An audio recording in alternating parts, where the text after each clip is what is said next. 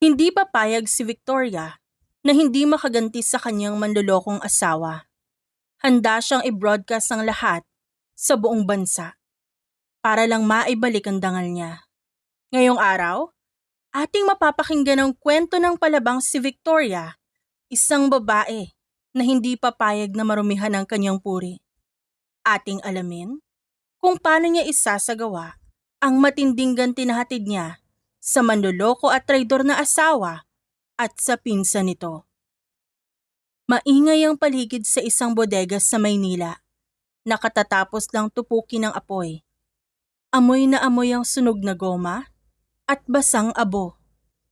Sa gitna ng kaguluhan, nakatayo si Victoria habang mahigpit na hawak ang kanyang mikropono. Seryoso ang kanyang muka. Walang bahid ng arte, kahit ramdam na ang init ng sikat ng araw. Arthur! Ang bagal mo! Pwesto na doon sa kaliwa. Kailangan ko ng anggulo kung saan kita yung gumuhong pader habang nagsasalita ako. Sigaw ni Victoria habang inaayos ang kanyang buhok na bahagyang gulo-gulo na. Sandali lang naman, Victoria. Hindi ito cellphone na basta-basta lang tinataas, no? Mabigat ang camera. Baka gusto mo ikaw bumuhat. Pabalang na sagot ni Arthur habang hinihingal na isinasabit ang tripod sa kanyang balikat. Reklamo ka ng reklamo. Cameraman ka, di ba? Trabaho mo yan. Huwag mo akong daldalin, baka maputol ang live feed natin dahil sa kabagalan mo. Iritableng sagot ng reporter. Napaka-bossy mo talaga. Pasalamat ka at magaling ako. Kundi baka mukha kang bangkay sa screen dahil sa pangit na lighting. Bulong ni Arthur. Sapat para lang marinig ni Victoria. Nanlisik ang mga mata ni Victoria, pero hindi na siya nakasagot dahil nag-signal na ang producer. Sa isang iglap, nawala ang galit sa kanyang muka. Naging profesional siya sa harap ng kamera. Sa likod ko, makikita ang pinsalang iniwan ng sunog na nagsimula kaninang 3:00 ng madaling araw. Tuloy-tuloy ang pag-uulat ni Victoria. Wala siyang maling nabanggit. Bawat impormasyon ay diretso at malinaw. Nang matapos ang live coverage, agad na ibinaba ni Arthur ang kamera. O ayan, ayos na. Pwede na ba tayong uminom ng tubig? O kailangan ko pa mag-survey ng buong barangay para sa'yo? Liza, tubig nga! Painumin mo tong cameraman natin. Baka maging bangkay pag di nakainom. Nakangising sabi ni Victoria kay Liza, ang kanilang production assistant. Tumatawang lumapit si Liza, bitbit ang bote ng tubig. Umagang-umaga nagbabangayan na naman kayo. Hinding-hindi talaga yan mawawala, no? Kulang na lang magpatayan na kayo dito sa field. Itong si Victoria kasi, kala mo lagi nakikipagkarera. Hindi man lang marunong magantay. Reklamo ni Arthur habang nilalaklak ang tubig. Lumapit naman ang driver nilang si Berto na nakasandal sa van. Hayaan mo na, Arthur. Parang di ka nasanay dyan kay Victoria. Kada kasama kay mainit ang ulo. Parang aso't pusa kayo, wala nang pinagbago.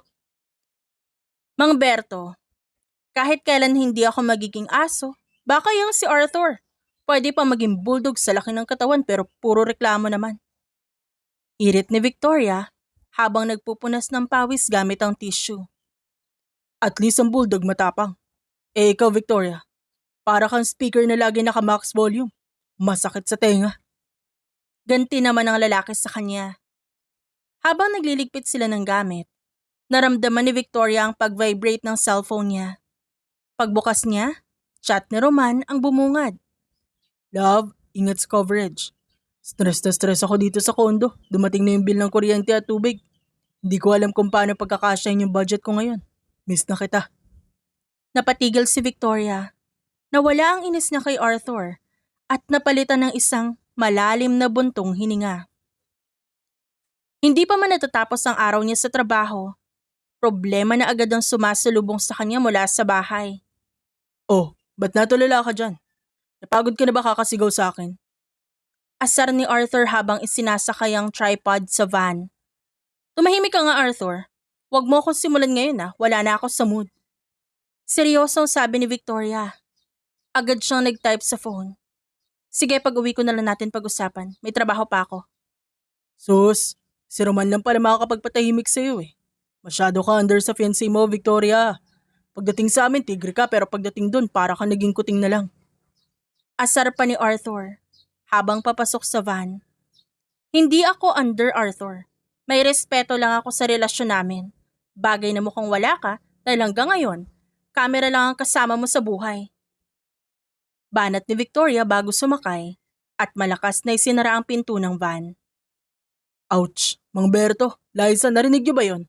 Talas ng dila ng babaeng yan. Napaka-judgmental. Tumawa si Arthur pero bakas ng pang-aasar sa boses. Kayo talaga. Mag-edit na lang tayo pagbalik sa station para makauwi ng maaga. Sabi ni Liza para matigil ang bangayan ng dalawa. Sa buong biyahe, hindi na muling umimik pa si Victoria. Nakatingin lang siya sa bintana. Iniisip kong bakit parang laging pera ang topic na Roman tuwing mag-uusap sila. Samantalang sa trabaho kahit puro asaran at mga yan sila ni Arthur, alam niyang ligtas siya at kampante sa galing nito bilang katrabaho. Nandito na tayo sa station. Arthur, siguraduhin mong maayos ang pag-transfer ng files ha. Ayoko makakita na malabong clip mamaya sa news. Utos ni Victoria bago bumaba ng van. Ay, boss ma'am. Masusunod. Biro ni Arthur sabay sumaludo. Inirapan lang siya ni Victoria at tuloy-tuloy na pumasok sa building. Pagod na ang katawan niya sa coverage, pero alam niyang mas nakakapagod ang haharapin niyang usapin pag uwi sa bahay. Makalipas ang isang linggo, tahimik ang kondo habang nag-aayos si Victoria sa harap ng salamin. Naglagay siya ng lipstick nang marinig ang yapak ni Roman mula sa kusina. Sa salamin, nakita niya nakatayo si Roman sa may pinto. Nakapamulsa at may sasabihin. Love, alis ka na agad? Mahinang tanong ni Roman. Oo, maaga ang call time namin ngayon. May malaking sunog sa tondo na kailangan balikan para sa follow-up story. Sagot ni Victoria nang hindi lumilingon. Lumapit si Roman at tumayo sa likod niya. Ganun ba? Kasi love, baka pwedeng makahiram muna ng 5,000. May asikasuhin lang ako sa labas eh. Babalik din ako agad bago ka umuwi. Napatigil si Victoria sa pag-aayos. Binaba niya ang lipstick at hinarap ang fiancé. 5,000? Roman, kabibigay ko lang sa'yo ng isang linggo para sa kuryente. Saan na naman mapupunta yan? Kulang kasi yung nabayad ko. May penalty pala. Tsaka may kailangan akong puntahan na importante. Promise babayaran kita kapag pumasok na yung komisyon ko sa racket. Paliwanag na Roman pero hindi siya makatingin ng diretso sa mga mata ni Victoria. Racket? Roman, 3 buwan mo na sinasabi na may racket ka. Pero wala naman ako nakikitang kahit isang sentimo na pumasok. Ako na ang nagbabayad ng renta dito. Ako na ang nagbabayad sa groceries. Pati ba naman yung personal na lakad mo, ako pa rin? Medyo tumataas na ang boses ni Victoria. Bakit ba kailangan pala kayo ng usapan? 5,000 lang naman yan, Victoria. Napakadamot mo naman sa pera. Mag-asawa na tayo sa susunod na taon. Dapat di na tayo nagbibilangan. Ganti ni Roman. Bakas ang inis sa muka. Hindi pa tayo mag-asawa, Roman. At engaged pa lang tayo. Kailangan natin magtulungan at mag-ipon. Hindi yung ginagawa mo akong ATM card mo. Ano ba talagang aasikasuhin mo? Importante nga, ba't bandami mong tanong? Kung ayaw mo magbigay, edi wag. Napakaliit na bagay ginagawa mong teleserye. Sabi ni Roman sabay talikod at padabog na lumabas ng pinto. Napahawak si Victoria sa kanyang noo. Gusto niyang sumunod at makipagtalo pero tumunog ang phone niya. Si Berto ang nag-text. Wala siyang choice kundi kunin ang bag at lumabas. Bago tuluyang isara ang pinto, kumuha siya ng 3,000 sa wallet at inilagay sa ibabaw ng lamesa. Ayan lang ang meron ako Huwag mo nang hintayin ng gabi dahil diretso na ako sa station. Sigaw niya bago isara ang pinto ng malakas. Pagdating sa field, sinalubong siya ng mainit na panahon at nang nakasimangot na mukha ni Arthur. Nakatambay sila sa gilid ng isang nasunog na pader. Handa na ang camera at tripod. Oh, 5 minuto kang late. Kala ko ba professional ka? Ano nangyari sa time is gold speech mo? Bungad ni Arthur habang tinitignan ang kanyang relo. Tumahimik ka nga, Arthur. Wala ako sa mood makipag-asaran sa iyo Sabi ni Victoria sabay hablot ng mikropono kay Liza. Napaatras si Arthur. Wow, Ang aga-aga parang bulkang sasabog na naman to. Anong problema? Nakalimutan mo ba magkape? O sadyang pinanganak ang mainitin ng ulo? Arthur, isa pa ha.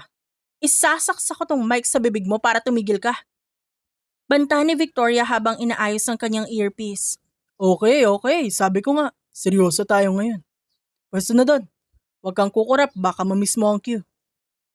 Kahit may sama ng loob, maayos pa rin ang trabaho nila. Mabilis kumilos si Arthur at kompleto ang kuha, habang diretso at malinaw ang pagbabalita ni Victoria.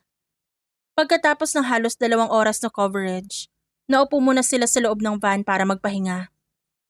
Inabutan ni Berto ng malamig na tubig si Victoria. O Victoria, inom ka muna. Parang malalim na iniisip mo habang nagre-report ka kanina. May problema ba sa preparasyon ng kasal? Sandaling natigilan si Victoria bago uminom. Wala naman, Mang Berto. Nakakapagod lang, ang dami ng balita ngayon. Sus, huwag mo kami lokohin. Tumawa pa si Mang Berto habang nagmamaneho. Balita ko malapit na ang kasal ni Roman, di ba? 1 taon na lang. Siguradong busy kayo sa pag-iipon at pagpaplano ng bahay. Ay nako, Mang Berto. Singit ni Arthur mula sa likod habang naglilinis ng lens. Huwag mo nang tanungin yan. Baka kaya mainit ang ulo niyan kasi hindi pa tapos ang guest list. O baka ayaw sumunod ang fiancé niya sa mga gusto niya. Hindi ganun yan, Arthur. Maayos naman ang plano namin. Sadyang marami lang talagang kailangang ayusin. Pero mukhang di ka masaya. Diretso ang sabi ni Berto. Sa tagal ko na ditong driver. Alam ko kung kailan excited ang isang bride-to-be. Pero ikaw parang gusto mo pang tumambay dito sa van kesa umuwi. Hindi agad nakasagot si Victoria. Alam niyang may punto si Berto. Pero ayaw niyang aminin. Ayaw niyang sabihin na pakiramdam niya nagiging pabigat na si Roman at may mga red flags na unti-unti niyang napapansin. Baka naman kasi masyadong seryoso si Victoria. Kaya pati si Roman nasasakal. Biro uli ni Arthur pero napansin niyang hindi tumawa si Victoria. Napansin din niya ang bahagyang panginginig ng kamay ng babae habang hawak ang bote ng tubig. Hoy Victoria, joke lang yun ah. Pero seryoso, kung may bumabagabag sa'yo, huwag mong kimkimin yan. Baka mamaya sa live news ka biglang umiyak. Ako pa masisi sa bad lighting. Inirapan siya ni Victoria. Mag-ayos ka na lang ng gamit mo, Arthur. Malayo pa ang susunod nating coverage. Galit pa din. Bulong ni Arthur kay Berto, pero tumigil na siya sa pangaasar. Tahimik sa loob ng van habang bumabiyahe sila. Nakatingin si Victoria sa bintana. Pinagmamasdan ng mga sasakyan nag-uunahan sa kalsada. Ramdam pa rin niya ang boses ni Roman sa isip. Humihingi ng pera. Mabigat ang dibdib niya. Para may nakatagong kaba na hindi niya maalis. Engaged na siya at dapat masaya. Pero bakit mas lalo siyang naiipit sa sitwasyong hindi niya alam kung paano lampasan? Gabi na makauwi siya sa kondo. Pagod na pagod ang kanyang katawan mula sa sunod-sunod na coverage sa labas. Pero ang isip niya, mas lalong pagod. Pagbukas niya ng pinto, tanging ang maliit na ilaw sa kusina ang nakabukas. Bago pumunta sa kanilang kwarto, napadaan si Victoria sa isang pinto na bahagyang nakabukas. Ito ang bakanting kwarto na matagal na nilang hinanda. Pumasok siya sa loob at binuksan ang ilaw. Maayos ang kwartong ito. May kama na, may cabinet, at may pinturang kulay puti na malinis tingnan. Ang kulang na lang ay gamit pambata. Sabi kasi ni Roman, dito nila patutuloyin na magiging anak nila sa hinaharap. Kaya naman inuna na nilang ayusin ang mga gamit sa loob, bago pa man sila ikasal. Hinawakan ni Victoria ang malambot na kutsyon ng kama. Nung una tuwang-tuwa siya habang binubuo nila itong kwarto. Pero ngayon, habang nakatitig sa bakanting espasyo, parang hindi na saya ang nararamdaman niya kundi bigat. Ano ba nangyari sa atin, Roman? Hindi ka naman ganito dati. Talaga bang handa na ako para dito? Tanong niya sa sarili. Eksaktong 11:00 ng gabi, nang marinig niya ang pagbukas ng pinto sa labas. Lumabas si Victoria sa bakanting silid at nakita si Roman na kapapasok lang. Gusot ang suot nitong polo at amoy usok ng sigarilyo. Gising ka pa pala. Saan ka galing? Akala ko aasikasuhin mo yung sinabi mo kanina, ba't ngayon ka lang, ha? Sunod-sunod na tanong ni Victoria. Nakita lang kami ng dati kong katrabaho. Pinag-usapan lang namin yung racket ko. Ba't parang lagi ka nagdududa, Victoria? Naginawan ba kayo gamit ang perang binigay ko kanina? Pambayad natin yun sa bills. Maya-maya tumunog ang cellphone ni Roman. Biglang naging alerto siya at kinuha ito mula sa bulsa. Hindi ko winaldas yun. May binayaran lang din ako at pwede ba pagod ako? Huwag mo na ako sermonan. Sino yung kachat mo? Kanina ka pa pindot ng pindot dyan. Mabilis na pinatay ni Roman ang screen at pinasok ang phone sa bulsa. Wala, yung tropa ko lang. Nagtatanong kung nakauwi na ako. Masyado ka naman praning. Kung wala yan, ba't kailangan mo itago? Ba't kailangan lagi nakalock ang phone mo ngayon? Dati alam ko password mo eh. Pero pinalitan mo na hindi mo sinasabi sa akin? Respeto naman sa privacy, Victoria. Engaged tayo, hindi ibig sabihin nun kontrolado mo pati cellphone ko. Nakakasakal ka na. Hindi privacy yan kapag may tinatago ka na, Roman. Halos hindi ka na umuwi sa tamang oras. Laging kulang ang pera at ngayon, pati phone mo bawal ko na makita. Ano ba talaga nangyayari sa'yo? Wala nga nangyayari. Nagtatrabaho ako para sa atin. Para mapuno natin yung bakanting kwarto na gusto mo. Pero sa halip na suportahan mo ako, puro ka hinala. Sigaw ni Roman, bago dumiretso sa banyo at malakas na sinara ang pinto. Naiwan si Victoria sa sala, nakatayo at nanginginig sa inis at lungkot. Tumingin siya sa banyo, tapos sa bakanting kwarto. Ang dating simbolo ng kanilang pangarap ngayon, paalala na lang ng mga pangakong unti-unti nang napapako. Lumipas ang 1 oras. Nakahiga na sila sa kanilang kama pero magkatalikod. Ramdam ni Victoria na gising pa si Roman.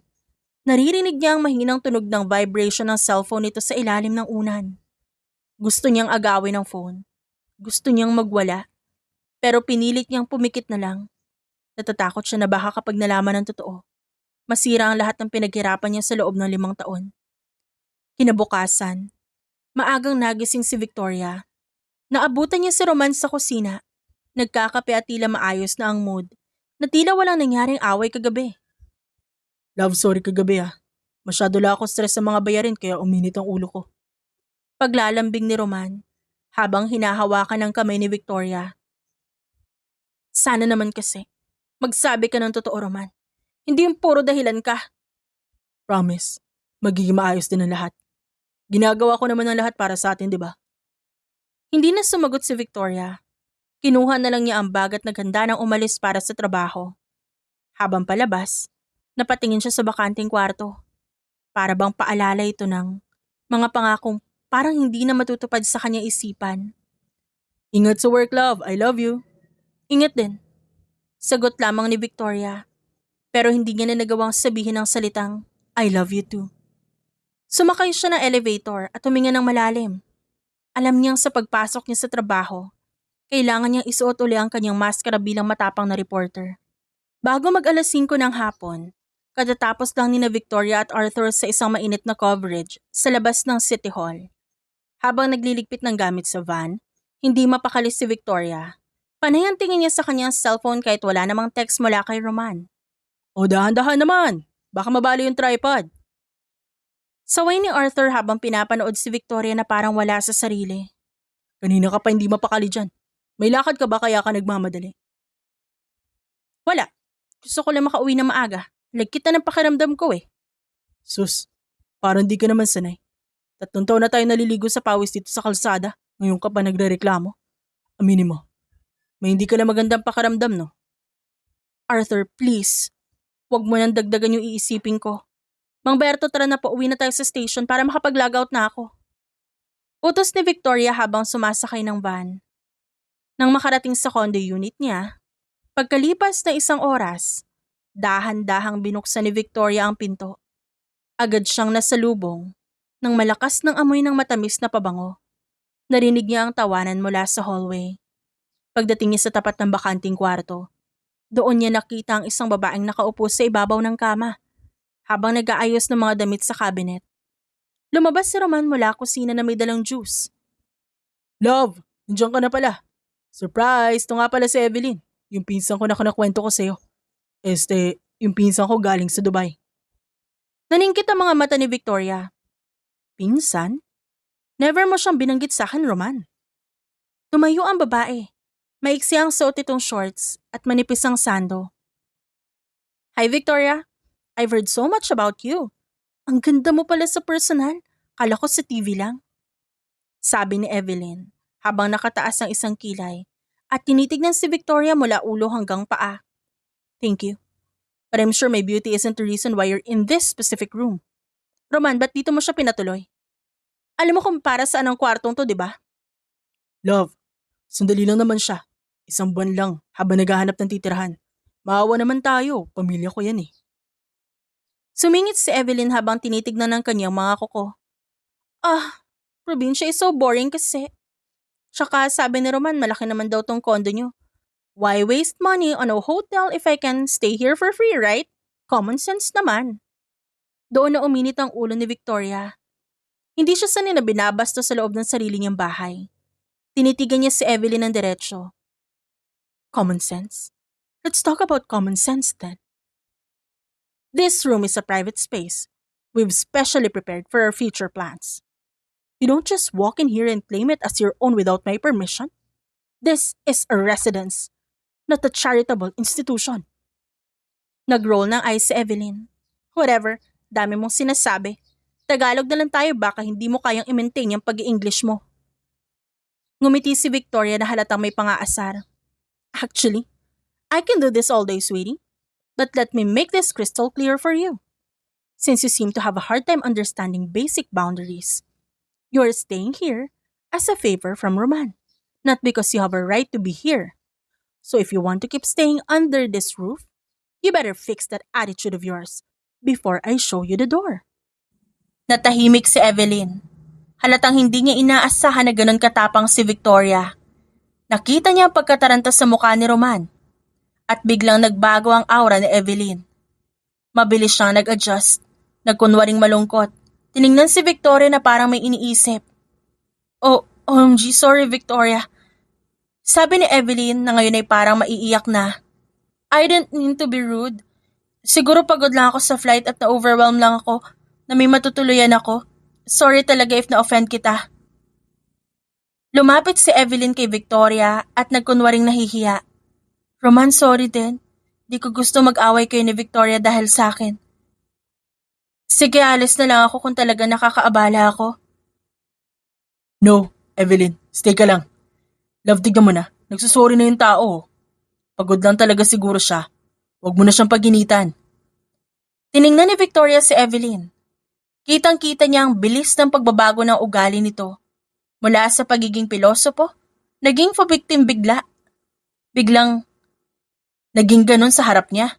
At alam niya bilang isang reporter. Plastic ang ginagawa ng babae. Alam na alam ni Victoria ang amoy ng isang plastic. Fine. 1 buwan, Roman. 1 buwan lang. Habang nag-aayos ng gamit si Victoria, narinig niya ang mahinang bulong ni Evelyn sa labas. Ang tapang pala ng fiancé mo, Roman. Nakakatakot. Hindi kumibo si Victoria pero ang kanyang kamao nakakuyom. Alam niyang simula pa lang ito. Yung mabait na Evelyn na pinapakita ngayon, maskara lang. At sigurado si Victoria na siya ang magtatanggal niyon. Makalipas ng 2 linggo, may nakita si Victoria na hindi niya makakalimutan. Papunta na sana siya sa kusina para kumuha ng tubig. Nang mapatigil siya sa gilid ng living room, nakita niya si Roman na nakaupo sa sofa, habang si Evelyn nakatayo sa likuran niya, dahan-dahang minamasahe ang balikat ng lalaki. Ang nakapagtataka ay ang paraan ng pagbulong ni Evelyn sa tenga ni Roman. Sobrang lapit na halos magdampi ang kanilang balat. Napansin ni Victoria kung paano hinawakan ni Roman ang kamay ni Evelyn. Bahagyang pinisil ito habang nakapikit. Walang pinsan ang gumagawa niyon. Nang mapansin nilang nakatayo siya sa malayo, mabilis na lumayo si Evelyn at sinabing nagpagpag lang ng damit si Roman. Ay, Victoria, nandyan ka pala. Masyado kasing mataas ang likod nitong si Roman, kawawa naman kaya tinulungan ko lang. Nakangiting sabi ni Evelyn, pero may halong pang-aasar sa kanyang mga mata. Hindi kumibo si Victoria. Kinuha lang niya ang bag at dire-diretsyong lumabas ng kondo. Ngayon, habang naghihintay sila sa loob ng van para sa susunod na coverage sa Quezon City, Hindi nakatiis si Victoria. Nakaupo siya sa gitna ni Liza at Arthur, habang si Mang Berto nagbabasa ng dyaryo sa driver's seat. Kanina pa siya kinakabahan at di mapakali, kaya paminsan-minsan tinitignan ng labas ng bintana, parang may hinahanap o iniiwasan. Mang Berto, Arthur, Liza, may itatanong ako sa inyo.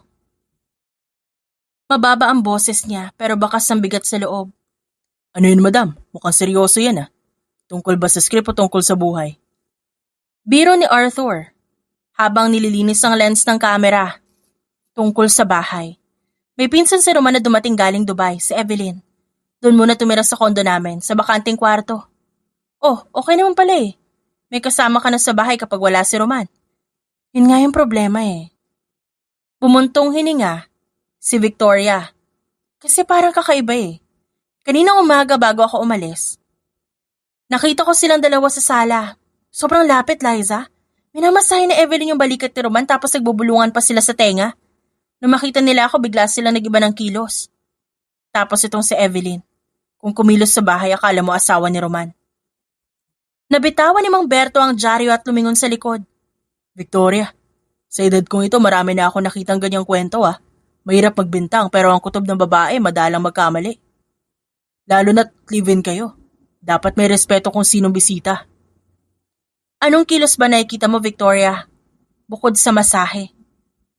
Tanong ni Liza na ngayon interesado na rin sa kwento. Marami. Kapag nanonood kami ng TV, laging tumatabi si Evelyn kay Roman. Minsan, nakita ko si Evelyn sinusubuan si Roman ng prutas. Sabi pinsan daw kaya okay lang. Pero ang titig, Liza, iba eh. Si Roman, laging tinatago ang phone niya kapag lumalapit ako. Tumawa ng mahina si Arthur. Pero hindi yung tawang nangaasar, kundi tawang may halong pag-aalala. Baka naman praning ka lang, Victoria. Reporter ka kasi. Kaya lahat na makikita mo, feeling mo may malalim na istorya o sabuatan. Hindi ako praning, Arthur. Alam niya naman kung paano ako mag-observe, di ba? At kapag tinanong ko si Roman kung kailan aalis si Evelyn, nagagalit siya. Sabi niya, wag daw ako maging masama, lalo na't pamilya niya yun. Pero sa totoo lang, kahit kailan di ko narinig ang pangalan ng Evelyn na yan sa loob ng 5 taon namin pagsasama. Ito ang payo ko sa'yo. Sa field, anong ginagawa natin bago tayo maglabas ng balita? Seryosong sabi ni Arthur habang tinatabi ang kamera niya. Nag-iimbestiga. Exactly. Huwag kang susugod ng walang bala. Kapag confrontation agad ang ginawa mo, ikaw ang lalabas na masama at praning sa paningin ni Roman. Magmumukha kang kontrabida. Mas lalo mapapalapit si Evelyn sa kanya dahil ikaw ang magiging way nila. So ano? Hahayaan ko sila maglandian sa harap ko sa loob mismo ng bahay ko? Di sa ganon. Observe muna, mag-reporter ka sa loob ng sarili mong bahay. Huwag kang magpakita ng selos o inis. Just act normal, okay? Obserbahan mo yung maliliit na detalye. Paano sila mag-usap, kapag akala nila wala ka, o kung saan talaga nanggagaling ang pera ni Evelyn. Kapag may sapat ka na ebidensya, doon mo sila i-confront. Para kapag binitawan mo si Roman, wala siyang may dadahilan, wala siyang lusot. Tama si Arthur. Pagsang-ayon ni Liza, kailangan mo ng solid proof. Mahirap yung hinala lang, baka baliktarin ka pa nila at sabihing baliw ka. Napaisip si Victoria. Tama ang mga kasama niya.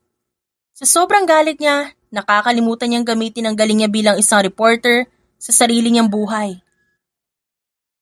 Saka Victoria, huwag mong kalimutan na ikaw ang nagbabayad sa kondo na yon.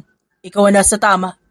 Huwag mo ipakita na mahina ka o naapektuhan ka sa pinapakita at sinasabi ng Evelyn na yon. Panatilihin mo yung pagiging palaban mo ah. Salamat, Mang Berto. Salamat, Arthur. Aniya. Medyo gumaan ang pakiramdam niya dahil alam niyang may mga taong naniniwala sa kanya. Wala yun. Basta kapag kailangan mo ng tagakuha na ebidensya, nandito lang yung camera ko. Biro ni Arthur para pagaanin ang loob niya. Pero sa ngayon, trabaho muna tayo. Oh, baba na. Nandito na tayo sa location. Bumaba sila ng van. Habang naglalakad patungo sa interview, pinagmamasdan ni Arthur si Victoria mula sa likuran. Alam niyang nahihirapan ang kaibigan, pero alam din niyang matapang ito. Sa buong coverage, nakatuon si Victoria sa trabaho. Ginamit niya ito para maibaling ang atensyon niya. Pero sa bawat sandaling tahimik siya, Naaalala niya ang payo ni Arthur. Obserbahan ko muna. Aniya sa isip. Naisip ni Victoria kung magsisinungaling sila, paniguradong magkakamali rin ang mga ito. At kapag nangyari yon, sisiguraduhin niyang walang matatakbuhan ng dalawa. Hindi na lang siya basta fiancé na nasasaktan. Siya na ang reporter na nag-aabang ng tamang pagkakataon. Victoria, ready ka na? Cue na tayo in 3, 2, 1. Sigaw ni Arthur.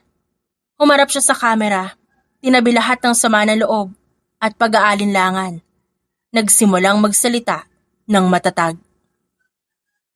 Habang abala si Victoria sa coverage niya sa Quezon City, napuno naman ang ingay ang kondo niya dahil kina Roman at Evelyn. Wala na ang pagpapanggap. Wala na rin ang tawagang pinsan. Lumabas si Roman mula sa banyo, na tuwalya lang ang nakapulupot sa bewang. Parang wala lang nangyari. Si Evelyn ay nakahiga na sa sofa, nakaharap sa kisame, habang nilalaro ang mamahaling kwintas. Nakabibili niya lang gamit ang perang hiningi ni Roman kay Victoria noong nakaraang araw. Ano Roman? Hanggang kailan tayo magtatago dito? Naiirita na yan si Victoria. Kala mo kung sinong Reyna ko mag-utos. Reklamo ni Evelyn sabay tayo at lumapit kay Roman. Pinulupot ang kanyang braso sa leeg ng lalaki. Konting tiis na lang, babe. Alam mo naman kailangan natin ang pangalan niya, di ba? Dahil sa pagiging sikat na reporter niya, hindi tayo pagdududahan ng mga supplier. Ang akala nila, ang perang dumadaan sa account ko galing sa mga sideline at racket ko na suportado niya. Tumawa na nakakaloko si Evelyn. Ang talino mo talaga. Sino ba naman mag-aakala na ang fiancé ng most trusted reporter sangkot sa pagpupuslit ng mga peking branded bags at alahas galing Dubai? At ang mas maganda pa, dito natin itinatago ang mga stock sa bakanting kwarto na yon. Yun nga ang dahilan kung ba't kailangan dito ko tumuloy. Kapag tinanong ako ng guard o ng admin kung ba't may mga boxes na dumarating, sasabihin ko lang na gamit mo yun galing abroad. Hindi sila maghihinala kasi pinsan kita. Pumasok silang dalawa sa bakanting kwarto na dapat sana para sa magiging anak ni na Victoria at Roman.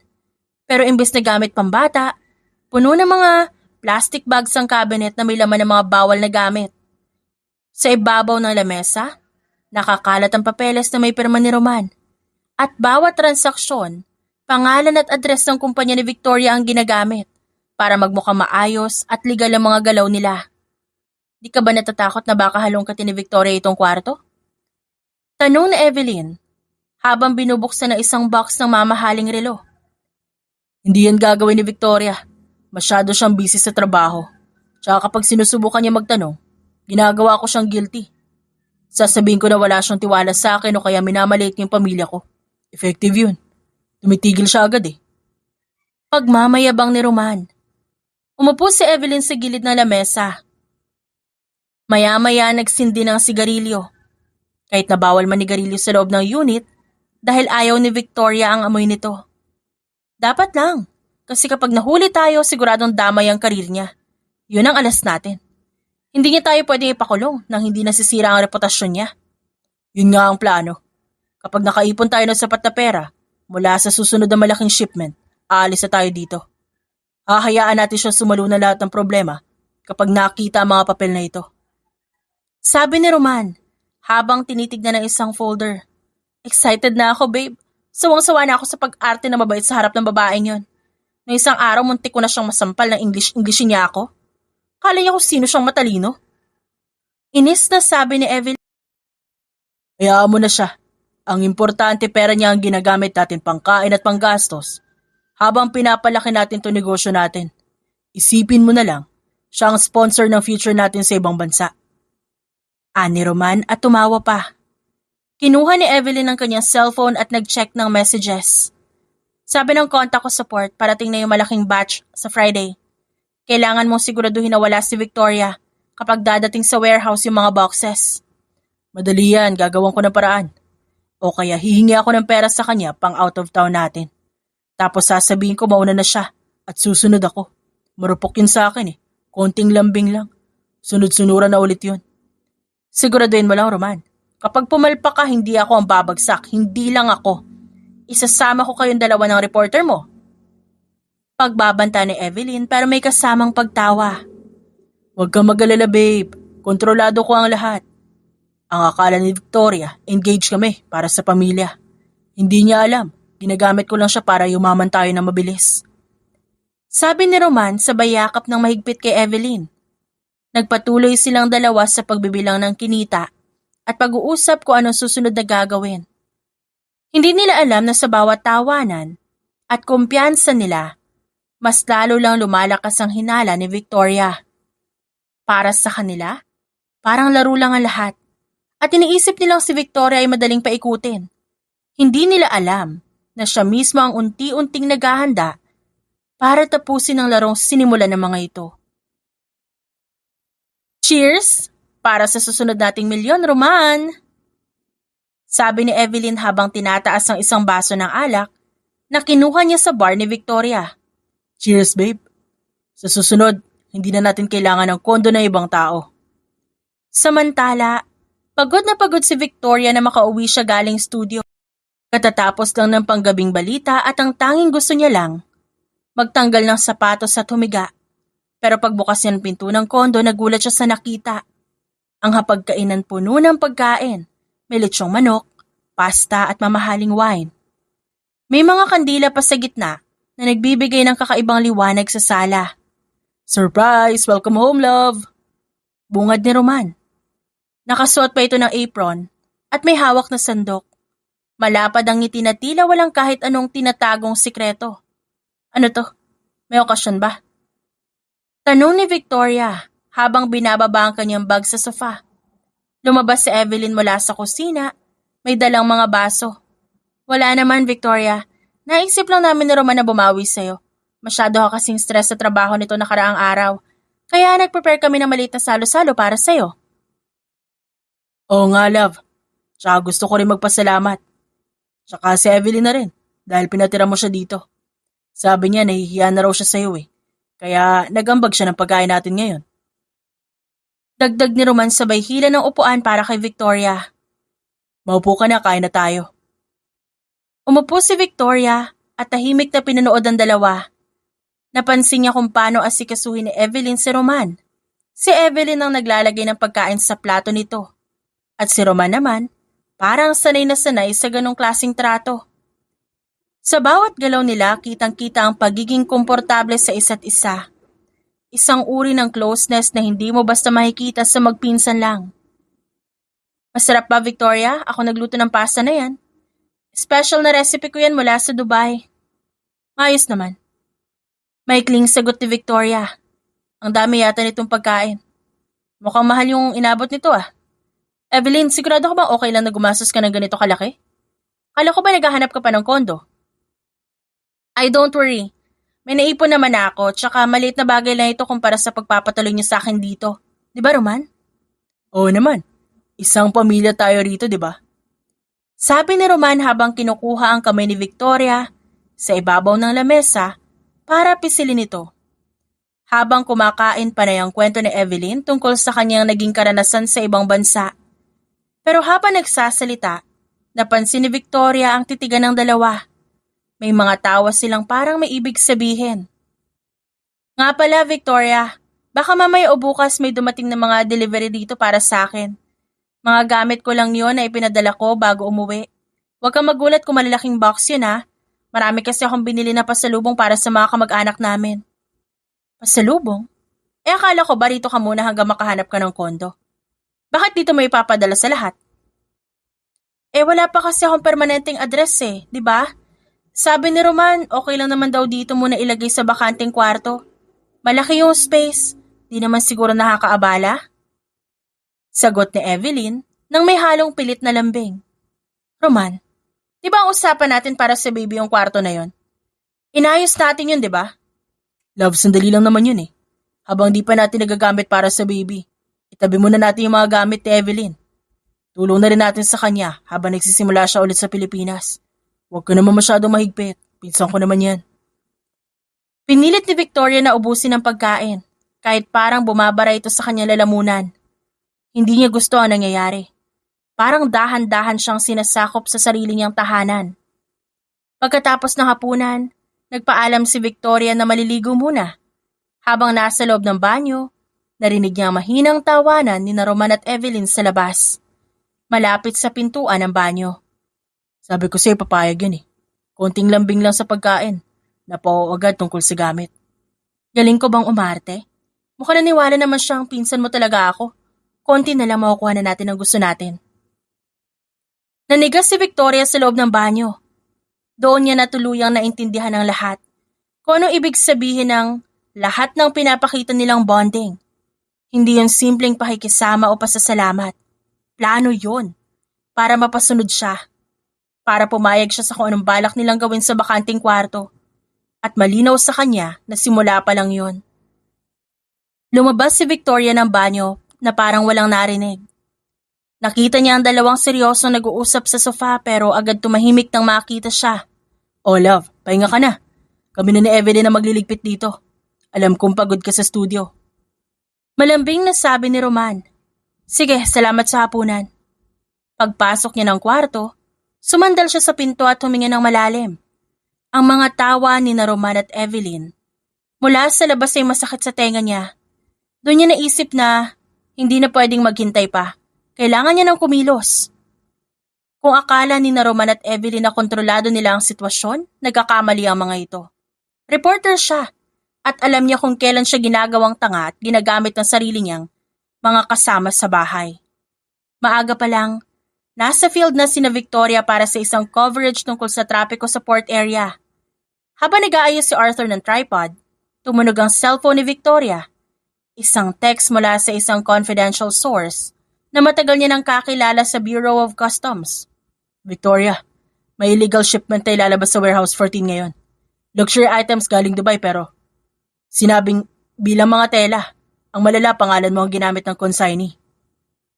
Napatayo si Victoria sa pagkakasandal sa van. Kumunot ang kanyang noo. Pangalan ko? Paano gagamitin ang pangalan ko? Oh Victoria, ba't namutla ka dyan? Arthur, ligpitin yung mga gamit. May bago tayong tip. Warehouse 14 ngayon na. Utos ni Victoria na tila nawala lahat ng pagod sa katawan. Ha? Pero hindi pa tayo tapos mag-interview dito. Tanong ni Liza. Cancel mo muna yan, mas malaki to. May gumagamit ang pangalan ko sa isang illegal shipment. Tara na! Dahil sa seryosong tono ni Victoria, hindi na nagtanong pa ang tatlo. Mabilis na nagmaneho si Mang Berto patungo sa malayo at tagong bahagi ng lugar. Pagdating sa Warehouse 14, pinarada nila ang van sa likod ng malaking container para hindi sila mapansin. Liza, maiwan ka dito sa van. I-monitor ang communication lines natin. Huwag kayong lalabas hanggat di ko sinasabi. Utos ni Victoria. Dahan-dahang gumapang si Arthur at Victoria patungo sa isang butas sa bintana. Sa gilid ng warehouse, naroon na siya habang si Mang Berto nag-aabang sa loob ng sasakyan. Arthur, i-ready mo yung mahabang lens. Kunan mo ang bawat detalye. Sa loob, nakita nila ang ilang mga lalaki na nagbababa ng malalaking kahon mula sa isang truck. Maya-maya, may isang pamilyar na boses ang narinig. Isang babaeng tumatawa habang may hawak na folder. Sino yun, Victoria? Parang kilala ng lahat ng tao rito ah. Tanong ni Arthur habang nakasilip sa viewfinder ng kamera. Dahil hindi pa naman nakikita ni Arthur si Evelyn sa personal, wala siyang idea kung sino ito. Natigilan si Victoria. Si Evelyn. Nakasuot ito ng leather jacket at boots. Malayo sa itsura ng babaeng galing Dubai na tila walang alam sa mundo. Si Evelyn yan, Arthur. Ang sinasabing pinsan ni Roman. Nanginginig ang boses ni Victoria sa galit. Ginamit ni Arthur ang zoom ng kamera. Sa screen, malinaw ang nakita na header ng dokumento na hawak ng babae. Victoria V. News Production. Special Cargo Clearance. May peking pirma pa ni Victoria sa ibaba. Ginamit nila yung pangalan ko para magmukhang legal ang mga gamit na to? Sa totoo lang, halos mawala ng boses si Victoria sa tindi ng sakit na nararamdaman. Pero hindi pa doon nagtatapos ang lahat. Isang itim na kotse ang pumarada sa loob mismo ng warehouse. Bumaba ang driver at agad lumapit kay Evelyn. Si Roman. Lumapit si Roman kay Evelyn at hinalikan nito sa labi. Isang halik na puno ng pagnanasa. Hindi para sa magpinsan. Nagyakapan ng dalawa habang tumatawa sa harap ng mga kahon ng smuggled goods. Babe, ayos na ba lahat? Yeah. Habang abala si Victoria sa trabaho, hindi niya alam na ginagamit dati ng pangalan niya para kumita. Kapag lumabas sa peke ang pirma niya, siya ang masisira. Wala siyang magagawa dahil address niya ang nakalagay. Sabi ko sa'yo, konting acting lang sa hapunan kagabi. Naniwala na ang tanga. Kala niya, okay na ang lahat pero mali siya. Sa labas ng warehouse, naramdaman ni Victoria na parang gumuho ang kanyang mundo. Ang lalaking pinagkatiwalaan niya ng 5 taon. Ang lalaking pinapakaan niya sa sariling kondo. Hindi lang pala siya niloloko sa relasyon, kundi balak pa siyang ipakulong. Victoria, okay ka lang? Mahinang tanong ni Arthur. Kitang-kita niya ang luha sa mga mata ng babae, pero mabilis itong pinunasan ng reporter. Nakuha mo ba lahat, Arthur? Ha? Ang boses nito'y walang emosyon. Tanging galit lang ang natira. Lahat, Victoria. Mula sa halik nila hanggang sa dokumento may pangalan mo. Malinaw na malinaw ang video.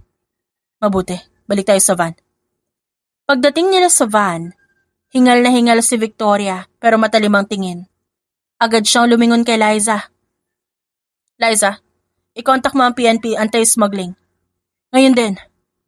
Sabihin mo may illegal na operasyon sa Warehouse 14. Pero sabihin mo maghintay sila ng signal ko bago pumasok. Ha? Victoria, ano nangyari? Ginamit ni Roman ang pangalan ko para sa smuggling, Liza. At ang pinsan niya kabit niya pala. Pinaplano nilang isabit ako sa krimen nila para makatakas sila sa ibang bansa. Mabilis na paliwanag ni Victoria habang inaayos ang kanyang earpiece. Akala niyo bulagat nga ako. Di niyo kilala ko sinong kinakalaban niyo. Hinawakan niya ng mahigpit ang mikropono at inihanda ang sarili. Kahit masakit ang dibdib niya, nangingibabaw ang pagiging professional niya. Siya ang biktima rito, pero siya ang kukuha ng hustisya. Mang Berto, ihanda ang makina. Arthur, set up ang live streaming equipment. Liza, tawagan ang station. Sabihin mo may breaking news tayo na hindi nila pwedeng palampasin. Sabihin mo, ito ang pinaka-importanting balita sa karir ko. Victoria, sigurado ka ba? Masisira sila ng sobra nito. Sila ang sumira sa sarili nila, Arthur. Ako? Magbabalita lang ako ng katotohanan. Simulan na natin ang palabas. Ang warehouse na dapat ay tagumpay nila. Ngayon, magiging lugar ng kanilang pagkatalo. Nakapila si Victoria sa harap ng kamera. Nakatingin sa warehouse. Ang hapunan kagabi sana ay pagkakataon ni Roman para magsabi ng totoo. Pero pinili nitong lokohin siya. Wala nang atrasan. Live! In 3, 2, 1! Signal ni Arthur. Nakatayo si Victoria sa harap ng warehouse. Hawak ang mikropono nang may madiing kapit. Magandang hapon sa inyong lahat. Narito tayo ngayon sa isang tagwat illegal na warehouse support area kung saan kasalukuyang nagaganap ang isang malaking smuggling operation. Pero ang balitang ito ay hindi lang tungkol sa krimen. Ito ay tungkol sa pagtataksil at paggamit sa pangalan ng inyong lingkod. Sa loob ng warehouse, narinig ni Roman at Evelyn ang ingay sa labas. Nagmamadali silang lumabas para tignan kung anong nangyayari. Nanlaki ang mga mata ni Roman nang makita ang pamilyar na van ng news team at si Victoria na nagsasalita sa harap ng kamera habang may mga ilaw. Victoria, anong ginagawa mo dito? Sigaw ni Roman. Namutla siya na mapagtantong naka-live ang kamera. Hindi huminto si Victoria sa pagbabalita. Gaya ng nakikita ninyo, lumabas na ang isa sa mga utak na operasyong ito, si Roman, ang lalaking inakala ko magiging asawa ko. Kasama niya ang babaeng pinakilala niyang pinsan na si Evelyn. Tumigil kayo! Patayin niyo ang kamera! Sugod ni Evelyn. Wala na ang mapagkunwaring bait niya kagabi. Anong drama to, Victoria? Kala mo ba sisikat ka sa mga ginagawa mo? Humarap si Victoria sa kanila habang nananatiling nakatutok ang kamera ni Arthur. Drama? Sinasabi mo, Evelyn? Ginamit niyo yung pangalan ko para magpalusot ng mga illegal na shipment. Kala niyo hindi ko malalaman? Tumawa ng malakas si Evelyn. Isang tawang punong-puno ng pang-aasar. Imbes na matakot, lumapit pa siya kay Roman at yumakap sa braso nito. Gulong-gulo? Victoria, mukha kang leon na nanununggab ng biktima. Fierce! Pero in fairness, bagay sa yung gulo-gulong buhok Mukhang high fashion editorial ng galit na reporter. Sa susunod na assignment natin, baka katakutan ka na ng mga politiko. Isang tingin mo lang, aamin na sila sa korupsyong ginagawa nila na baka masabunutan mo rin kaya takot sila sa'yo. Ewan ko sa'yo. Pero salamat na wala konti yung bigat. Oo yan, sabi sa'yo di bagay sa'yo yung drama. Mas bagay sa'yo yung tumitindig laban sa mga manluloko. Kinuha niya ang bag niya at humarap muli kay Victoria. Mauna na ako para makapagpahinga ka. Pero bago ako umalis, gusto ko malaman mo na proud ako sa'yo. Hindi dahil sa gulo kanina, kundi dahil kahit masakit, pinili mong gawin yung tama. Salamat ulit, Arthur. See you bukas sa station? Oo naman, huwag ka mag-alala. Ako ang bodyguard mo doon. Baka mamaya sugurin ka ng mga fans mo dahil sa viral video mo. Hindi naging madali ang mga sumunod na buwan para kay Victoria, pero mas mabigat ang kinakaharap ni Roman at Evelyn. Dahil sa kumpletong ebidensya na nakuha ni Arthur sa warehouse, mula sa video ng pag-amin nila hanggang sa mga peking dokumentong may pirma at pangalan ni Victoria, wala na silang nagawa sa korte. Napatunayang guilty ang dalawa sa kasong smuggling at falsification of documents. Kasabay nito ang isinampang kaso ni Victoria para sa iligal na paggamit ng kanyang pangalan at address. Nang basahin ang hatol, malinaw sa TV ang itsura ni Evelyn na puno ng galit at takot habang dinadala sa kulungan. Si Roman naman ay tahimik, nakayuko at hindi makatingin sa kamera habang inaaresto. Samantala, tuluyang umangat ang karera ni Victoria.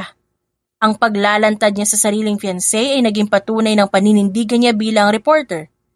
Kinilala siya ng network bilang Reporter of the Year, matapos niyang piliin ang trabaho kesa sa personal na emosyon.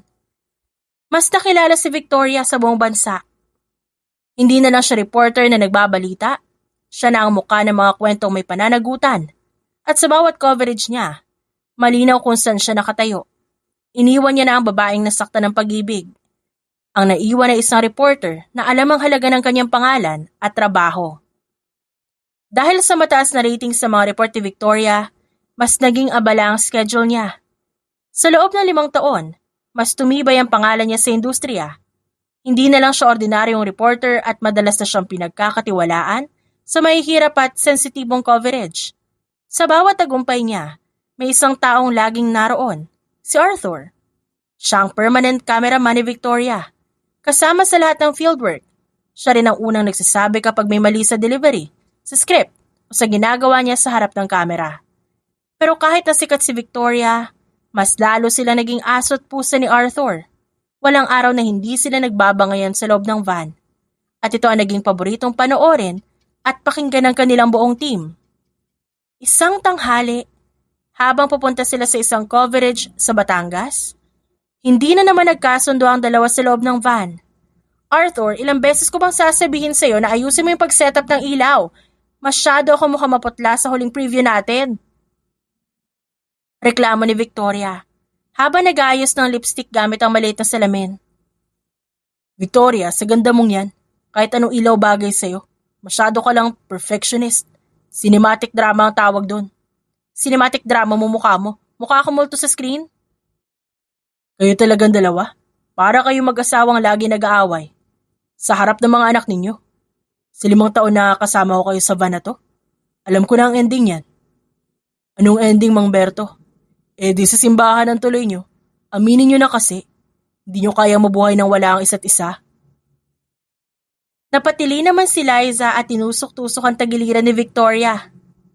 Look, Arthur at Victoria, isang sulip mo lang Alam niya na kung anong kailangan mo. Tubig? Coffee? Jacket? Ready yan lagi. Tumahimik ka nga, Liza. Masyado ka nananaginip.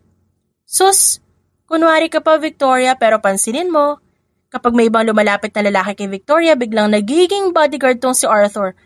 Ang sama lagi ng tingin. Bagay naman kayo, Victoria. Yung isa mataray na reporter, yung isa makulit na cameraman. Perfect match. Dagdag pa ni Mang Berto. Kayong dalawa talaga. Magmaneho ka na nga lang, Mang Berto, at ikaw Liza, asikasuhin mo yung interview schedule natin. Di ko ano-anong ginagawa nyo. Ani Victoria, Pero sa lahat sa loob ng van, nauwi sa tawanan. Kinabukasan, pagkatapos ng isang mahabang shift, hindi pang aasar ang narinig ni Victoria mula kay Arthur. Lumapit ang lalaki ng seryoso. Inaya siya nito mag-unwind sa Tagaytay.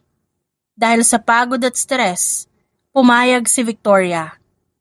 Habang nakatanaw sila sa Taal Volcano, dinaramdam ang malamig na hangin, biglang naging tahimik si Arthur. Wala na ang makulit na cameraman. Ang harap ni Victoria, napakaganda. Ngunit bigla niyang tinignan ng lalaki at napansin na punong-puno ito ng kaba sa dibdib. Victoria, 5 taon na tayo magkasama sa hirap at ginawa. Siguro naman, nararamdaman mo na kung ba't hindi ako umaalis sa tabi mo, di ba? Arthur, gusto kita, Victoria. Noon pa. Gusto ko sana hingin ng permiso mo eh. Pwede ba ako manligaw? Gusto kong patunayan na hindi lang ako cameraman mo, kundi lalaking handa maging kasama mo habang buhay. Huminga ng malalim si Victoria. Matagal niya nang nararamdaman ito pero ngayon, naging mas malinaw ang lahat. Umiti siya ng matamis. Oo, Arthur. Pinapayagan kitang manligaw. Let's get to know each other more. Makalipas ang ilang linggo, naging rutina nila ang mag-date kada pagkatapos ng trabaho. Isang gabi, dinala ni Arthur si Victoria sa isang arcade. Hoy Art, ang daya mo. Ba't ang bilis mo mag-shoot ng basketball? Galing to sa focus, Victoria. Practice makes perfect. Kapag natalo kita, lilibre mo ako ng ice cream ah. Asa ka. Panoorin mo to. Buong lakas nag-shoot si Victoria, pero sa huli, tawa pa rin sila ng tawa matapos ang laro. Maya-maya, bumili sila ng ice cream at kinain habang naglalakad sa loob ng mall. Sino mag-aakala na ang most trusted reporter ng bansa mahilig pala sa racing games? Napapailing si Arthur dahil tuwang-tuwa ito sa nakikita. Alam mo, ikaw kung makapangasar ka, nakakainis ka rin no? Pero sino rin mag-aakala na ang pinakamahusay na cameraman natatalo ng babae sa air hockey? Balik ni Victoria. Pinagbigyan lang kita. Baka kasi umiyak ka kapag natalo ka. Kapal mo talaga, no? Makalipas ng 7 buwan, masaya pa rin sila. Walang pressure, walang panloloko, punong-puno ng tawanan, suporta at pag-unawa ang samahan nila.